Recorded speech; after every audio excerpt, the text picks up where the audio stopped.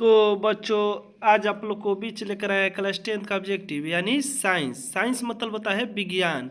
आप लोग को ऐसा साइंस में 40 टो क्वेश्चन लेकर आए हैं कि जो 2023 में एग्जाम होने वाला है उसमें पक्का ही 3 या 4 नंबर का लड़ेगा। तो चलिए हम सबसे पहले 1 नंबर क्वेश्चन बताते हैं। तो हम लोग को 1 नंबर क्वेश्चन दिया है कि टिंडल प्रभाव प्रकाश की कौन सी परिघटना को प्रदर्शित करता है। टिंडल प्रभाव प्रकाश की कौन सी परिघटना को प्रदर्शित करता है। ए नंबर दिया प्रकाश का परिवर्तन, बी नंबर दिया प्रकाश का अपवर्तन, सी नंबर दिया प्रकाश का विक्षेपण, डी नंबर दिया प्रकाश का प्रकीर्णन। यानी इसका सही जवाब होगा डी नंबर ऑप्शन, यानी प्रकाश का प्रकीर्णन है जो परिघटना को प्रदर्शित करता है टिंडल प्रभाव को।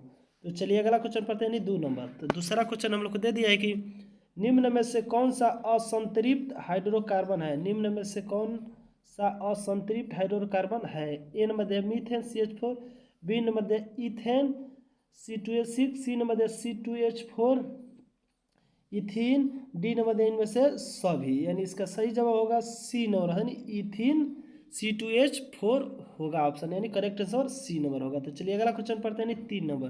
तो तीसरा क्वेश्चन दिया है कि निम्न में से कौन सा यौगिक ईंधन के रूप में इस्तेमाल किया जाता है। निम्न में से कौन सा यौगिक ईंधन के रूप में इस्तेमाल किया जाता है। तो ए नंबर दिया ethanol, B number propanol, C number दिया इथेनोइक अम्ल, डी नंबर दिया इनमें से सभी। यानी इसका सही जवाब होगा ए नौ, यानी इथेनॉल होता है। तो चलिए अगला क्वेश्चन पढ़ते हैं चौथा। तो चौथा क्वेश्चन हम लोग को दे दिया है निम्न में से कौन आहार श्रृंखला का निर्माण करता है। निम्न में से कौन आहार श्रृंखला का निर्माण करता है। ए नंबर दिया घास गेहूं तथा आम, बी नंबर दिया घास बकरी तथा मानव, सी नंबर दिया बकरी गाय तथा हाथी, डी नंबर दिया घास मछली तथा बकरी। यानी इसका सही जवाब होगा बी नंबर ऑप्शन, यानी घास बकरी तथा मानव। तो चलिए अगला क्वेश्चन पढ़ते हैं 5 नंबर। तो पांचवा क्वेश्चन हम लोग को दे दिया है कि मानव हृदय में कोष्ठों की संख्या कितनी है। मानव हृदय में कोष्ठों की संख्या कितनी है। ए नंबर दिया है 2, बी नंबर दिया है 4, सी नंबर दिया है 4, डी नंबर दिया है 5। यानी इसका सही जवाब होगा सी नंबर ऑप्शन, यानी 4 होता है।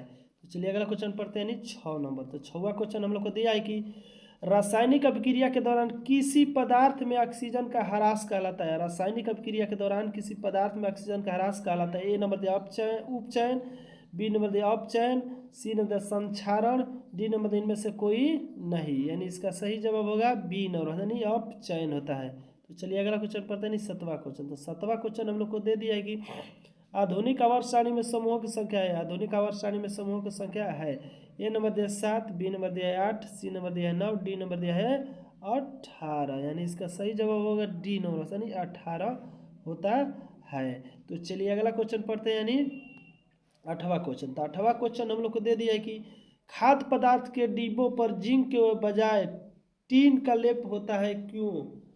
क्योंकि खाद्य पदार्थ के डिब्बों पर जिंक के बजाय टीन का लेप होता है क्योंकि ए नंबर टीन का अपेक्षा जिंक महंगा होता है, बी नंबर टीन का अपेक्षा जिंक का गलनांक अधिक है, सी नंबर टीन का अपेक्षा जिंक का अधिक अभिक्रियाशील है, डी नंबर टीन की अपेक्षा जिंक का कम अभिक्रियाशील है। यानी इसका सही जवाब होगा सी नंबर, यानी टीन का अपेक्षा जिंक का अधिक अभिक्रियाशील है। तो चलिए अगला क्वेश्चन पढ़ते हैं 9वां क्वेश्चन। तो 9वां क्वेश्चन दे दिया कि निम्नलिखित में कौन सा मनुरुद्ध भवन का उदाहरण। निम्नलिखित में कौन मुनरुद्ध भवन का उदाहरण है। A number hydra, B number amoeba, C number spirogyra, D number इनमें से कोई नहीं। यानी इसका सही जवाब होगा ए नंबर ऑप्शन, यानी हाइड्रा होता है। तो चलिए अगला क्वेश्चन पढ़ते हैं, यानी 10वां क्वेश्चन। तो 10वां क्वेश्चन हम लोग को दे दिया कि तांबे की तार की एक आयताकार कुंडली किसी चुंबकीय क्षेत्र में घूर्णी गति कर रही है। इस कुंडली को प्रेरित विद्युत धारा की दिशा में कितनी परिभ्रमण के पश्चात परिवर्तन होता है। ए नंबर दिया है 2,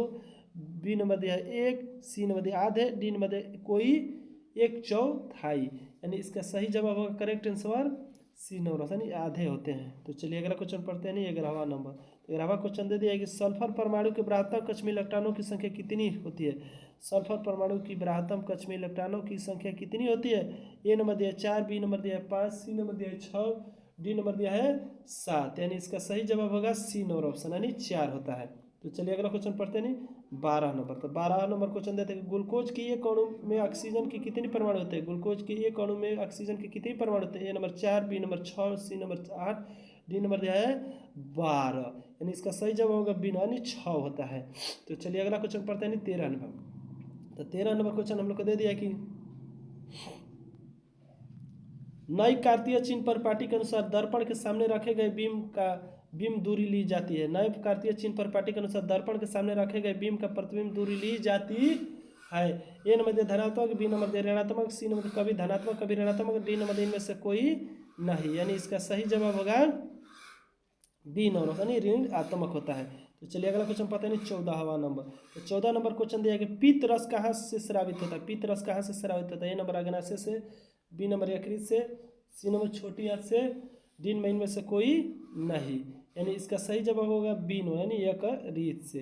तो चलिए अगला क्वेश्चन पढ़ते हैं 15वां नंबर। 15वां क्वेश्चन दिया कि निम्नलिखित में से कौन अम्लीय मलेरिया परिजीवी है। निम्नलिखित में से कौन मलेरिया परिजीवी है। A number plasmodium, B number leishmania, C number protozoa, D number से कोई नहीं, यानी इसका सही जवाब होगा ए नंबर यानी प्लाज्मोडियम।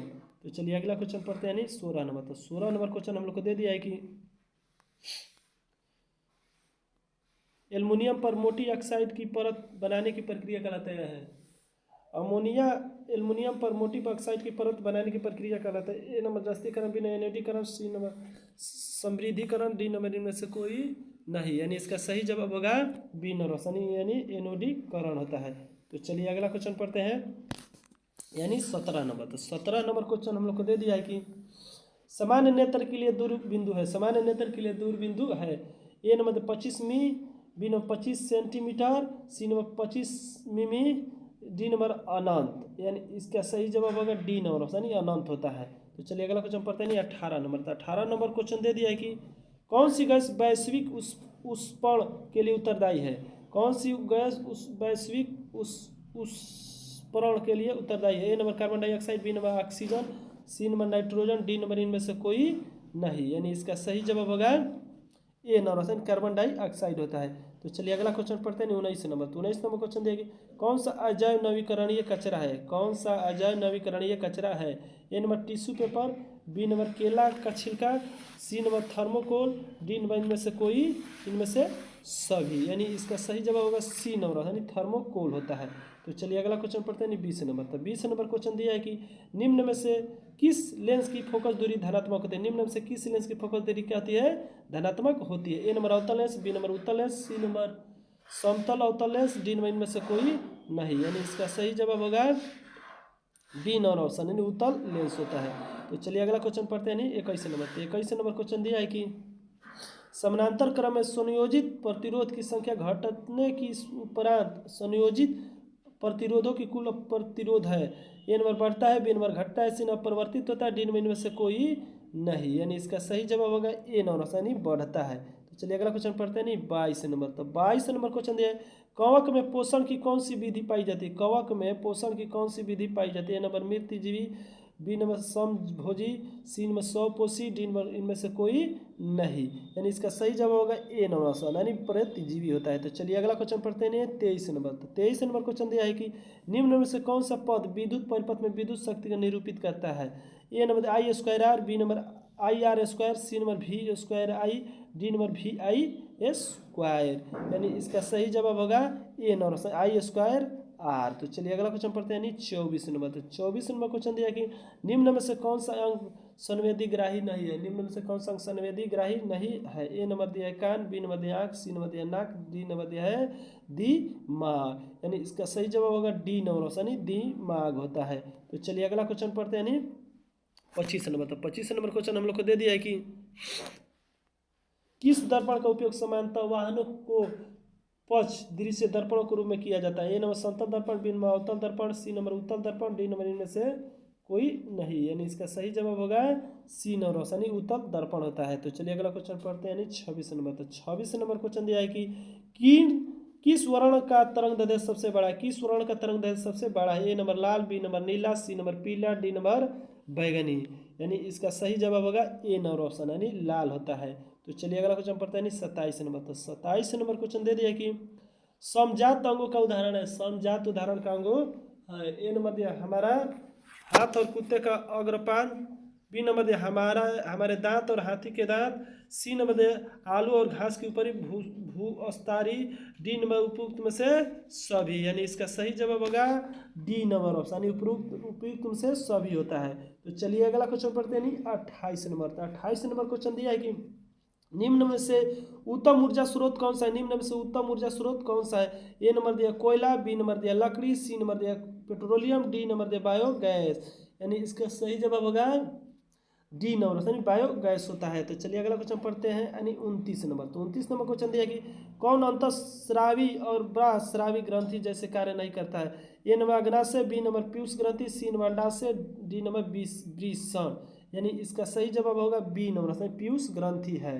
तो चलिए अगला क्वेश्चन पढ़ते हैं, 30 नंबर। तो 30वां क्वेश्चन दे दिया कि फ्लेमिंग के बाम हस्त नियम के बाएं हाथ की तर्जनी संकेत करती है।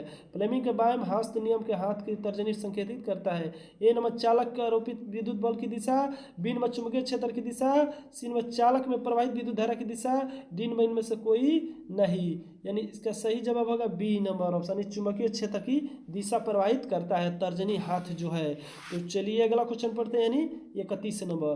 तो 31 नंबर क्वेश्चन हम लोग को दे दिया है कि निम्न में कौन गंगा प्रदूषण के लिए उत्तरदायी नहीं है। निम्न में कौन गंगा प्रदूषण के लिए उत्तरदायी नहीं है।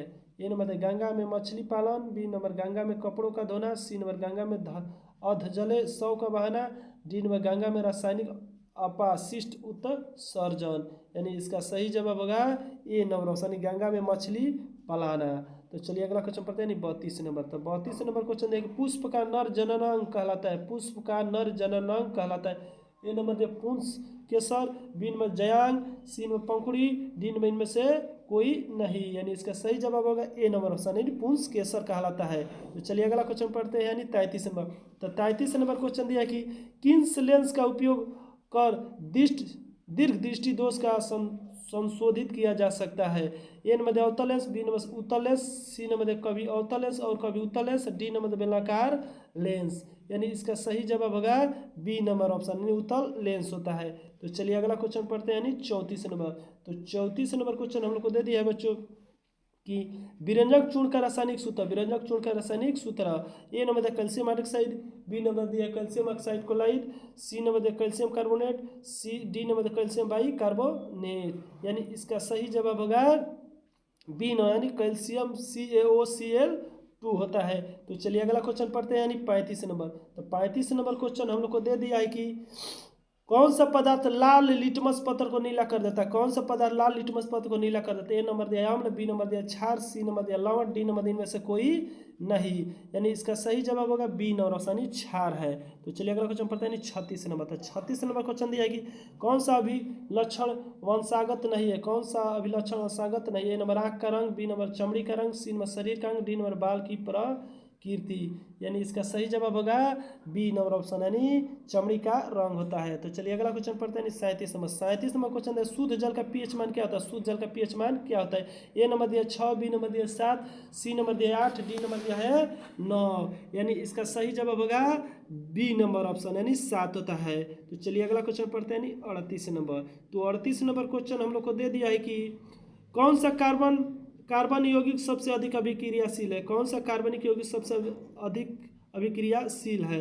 तो ए नंबर दिया मीथेन CH4, बी नंबर दिया C2H इथेन, सी नंबर दिया इथीन, डी नंबर इथेन। यानी इसका सही जवाब होगा सी नंबर, यानी इथीन होता है। तो चलिए अगला क्वेश्चन पढ़ते हैं, यानी 39 नंबर। तो 39 नंबर क्वेश्चन दे दिया है कि हाइड्रोजन के दो परमाणुओं के बीच कितने अबंध बनते हैं। हाइड्रोजन के परमाणुओं के बीच कितने अबंध बनते हैं। ए नंबर 1 अबंध, बी नंबर 2 अबंध, सी नंबर 3 अबंध, डी नंबर इनमें से कोई नहीं। यानी इसका सही जवाब होगा ए नंबर, यानी 1 अबंध बनता है। तो चलिए अगला क्वेश्चन पता है, 40 नंबर। 40 नंबर क्वेश्चन देखिए, विद्युत ऊर्जा का व्यापारिक मात्रा क्या है। विद्युत ऊर्जा का व्यापारिक मात्रा क्या है।